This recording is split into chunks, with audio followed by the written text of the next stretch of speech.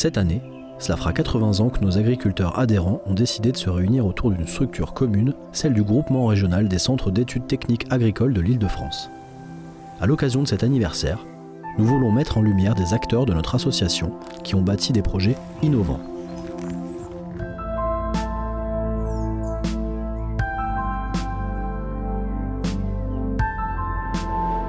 Martin Fano, je suis agriculteur à Jouarre-Pontchartrain dans les Yvelines. J'ai 40 ans et je suis installé depuis 2015 sur l'exploitation familiale. Et depuis 2021, j'ai pris la direction de me diversifier dans un labyrinthe géant de maïs. J'ai découvert la franchise Popcorn Labyrinthe depuis un article de presse que j'ai trouvé dans les journaux et je les ai contactés dans le but d'ouvrir moi-même une franchise sur mon exploitation. On a ouvert le labyrinthe de Pontchartrain en 2021. Ça permettait de diversifier, de créer une nouvelle source de revenus et de créer un lien supplémentaire avec les habitants autour parce qu'on était en pleine période Covid. On était un des seuls parcs à ne pas avoir de masques, de restrictions, vu qu'on était en plein air et ça a créé vraiment un lien intéressant avec les gens parce qu'ils redécouvraient un peu leur environnement autour. Du coup, techniquement, c'est du travail, mais ça se fait. En fait, on sème le maïs complètement en plein, comme habituellement. Et ensuite, une fois que le maïs a entre 4 et 6 feuilles, il y a un responsable de la franchise qui vient. Il marque tous les angles droits à la chaux au sol. Et ensuite, nous, on a trouvé une équipe de jeunes. Et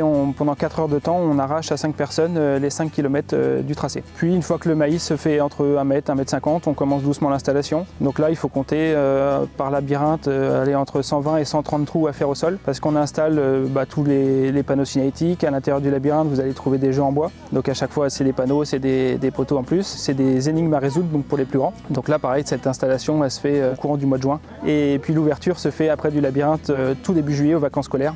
En termes de population, on accueille essentiellement des familles, on va dire je pense 75 à 80% de familles amies. Et après des centres de loisirs qui viennent des communes aux alentours. Donc là, ça fait des bus de 50 enfants qui débarquent à 10h. Au début, c'est un peu impressionnant à gérer, mais après on s'habitue. Donc on a 4 saisonniers qui travaillent sur le labyrinthe. Ça fait 2 binômes de 2 et à 2, elles arrivent à gérer la partie accueil et la partie entre guillemets intendance, gestion des personnes qui peuvent être soit inquiètes, soit perdues.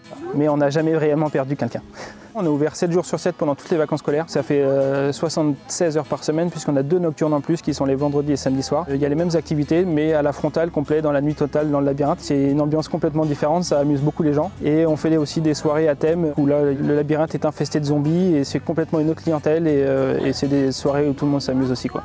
Donc après la belle première année en 2021 ici, ma femme a quitté son travail pour revenir travailler avec moi. Et du coup, on a ouvert 2 autres labyrinthes, un dans le Val d'Oise à côté de Cergy, sur le terrain de la Cueillette de Cergy, et un autre à Marcoussis dans le 91.